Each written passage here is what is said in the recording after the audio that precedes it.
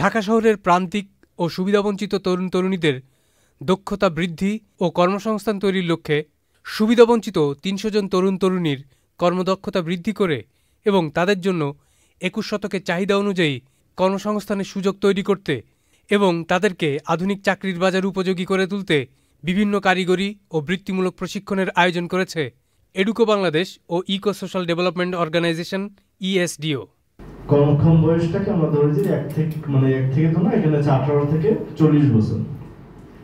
তো পৃথিবীতে যত দেশ আছে এই সবগুলো দেশ তার সময়ে 100 বছরে অন্তত একবার এই সুযোগটা পায় যে তার যে মোট জনসংখ্যা 100 ভাগ, এর মাঝে 50 অর্থাৎ 30% বেশি থাকবে এই কর্মক্ষম জনসংখ্যা।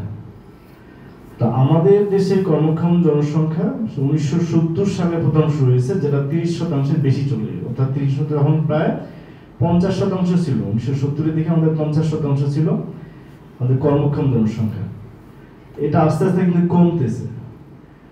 আর এ লক্ষ্যে আজ রাজধানীর আদাবরে ইএসডিও এর কনফারেন্স হলে লিফট প্রকল্পের মাধ্যমে বাংলাদেশ কোরিয়া কারিগরি প্রশিক্ষণ কেন্দ্র, BKTTC, Jinjian hospital and training institute এবং ই লার্নিং অ্যান্ড আর্নিং লিমিটেডের সঙ্গে এডুকো বাংলাদেশ ও eco social development organization ESDO এর মধ্যে একটি সমঝোতা স্মারক স্বাক্ষরিত হয়েছে।